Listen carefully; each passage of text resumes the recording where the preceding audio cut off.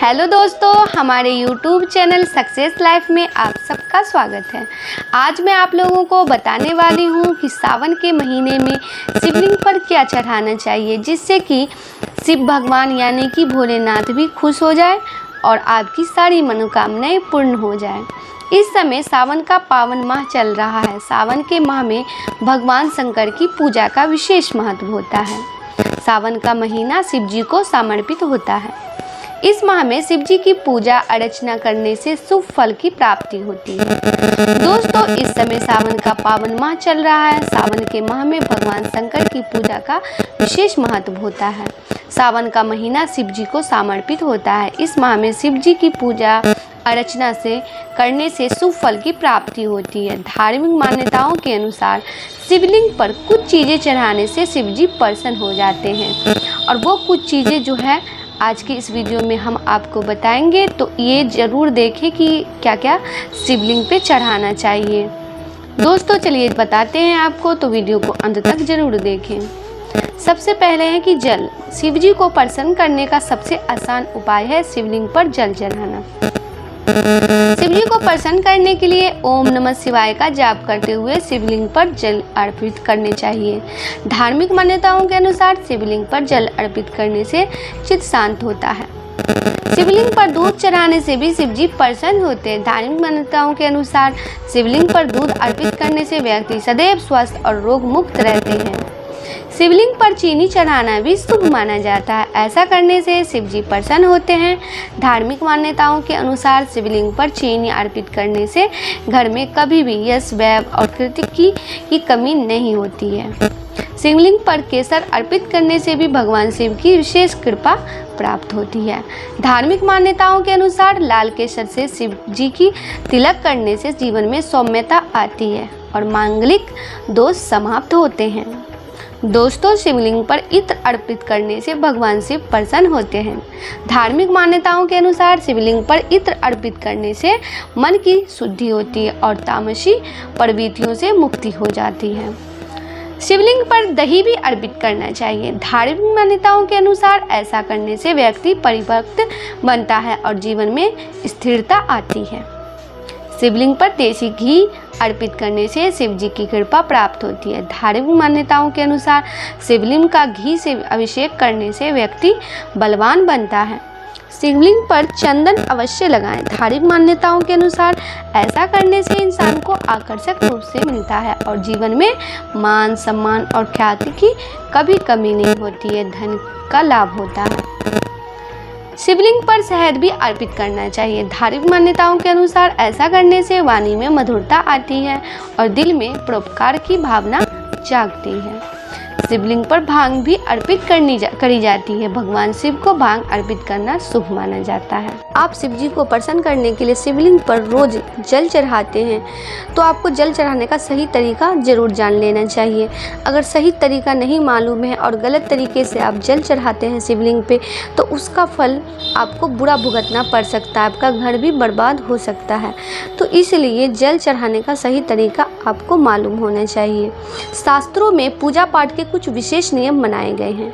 जैसे पूजा के दौरान हमेशा सिर ढककर रखें। सुहागिन स्त्रियां 16 श्रृंगार करें। कभी भी अखंडित अक्षत भगवान को ना चढ़ाएं। गणेश जी को भूलकर भी तुलसी दल ना चढ़ाएं। ऐसे ही कुछ नियम शिवलिंग के पूजन से भी जुड़े हुए हैं जिसमें शिवलिंग पर जल अर्पित करने का सही तरीका मुख्य माना जाता है। दोस्तों, कहा जाता है कि शिव कृपा पाने के लिए पूरे नियम से शिवलिंग पर जल अर्पित करना चाहिए क्योंकि जल धारा भगवान शिव को अत्यंत प्रिय है और रोज इसे शिवलिंग पर चढ़ाने से भक्तों की सारी मनोकामनाएं पूर्ण होती है।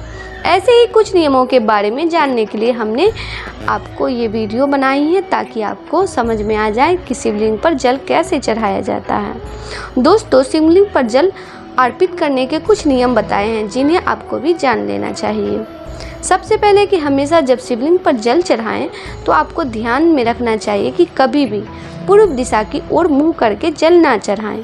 पूर्व दिशा को भगवान शिव का मुख्य प्रवेश द्वार माना जाता है और इस दिशा की ओर मुख्य करने से शिव के द्वार में अवरोध होता है और वो रुष्ट हो जाते हैं।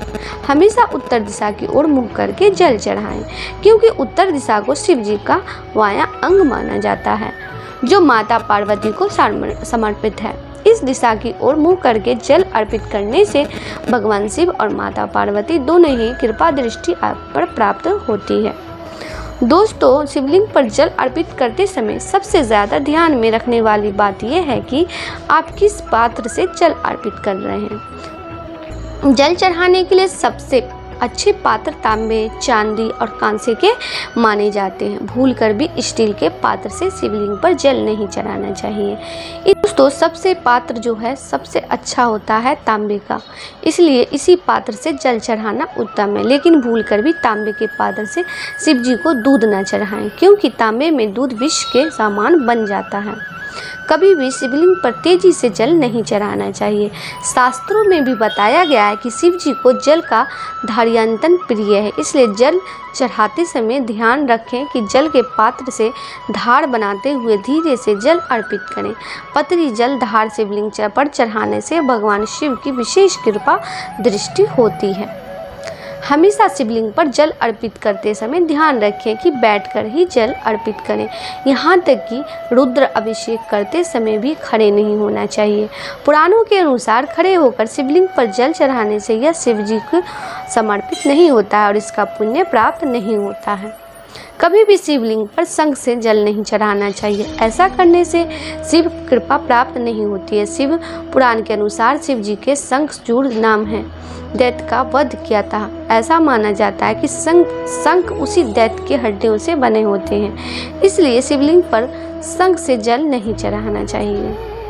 दोस्तों, अगर आप जल चढ़ाते हैं तो इन बातों को जरूर ध्यान रखें, जैसे कि अक्षत या रोली जल में मिलाने से उनकी पवित्रता खत्म हो जाती है। इसलिए भगवान शिव की कृपा दृष्टि पाने के लिए हमेशा जल को अकेले ही चढ़ाना चाहिए।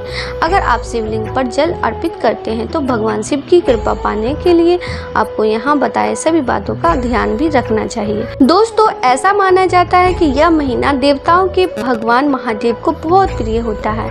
सावन के महीने में शिव की पूजा करने से वो प्रसन्न होते हैं और भक्त को आशीर्वाद देते हैं। शिव पुराण की बात करें तो इसमें कई ऐसी बातें बताई गई हैं जिन्हें कभी भी भोलेनाथ की पूजा में शामिल नहीं करनी चाहिए। ऐसा करने से भगवान शंकर क्रोधित हो जाते हैं, जिससे व्यक्ति को गंभीर नुकसान उठाना पड़ता है। तो चलिए जानते हैं कि वो काम कौन से हैं जिससे कि भगवान क्रोधित हो जाते हैं। दोस्तों, पुराण में भगवान शिव को सहारंग कहा गया है, अर्थात जब संसार वो अत्याचार बढ़ते हैं तो वे अपना तीसरा नेत्र खोलकर उसका नाश कर देते हैं। उन्होंने माता पार्वती से विवाह किया था, लेकिन वे मूल रूप से बैरागी हैं, इसलिए उनकी पूजा की थाली में कभी भी सिंदूर और कुमकुम जैसी सजावट की चीज़ें रखना मना है।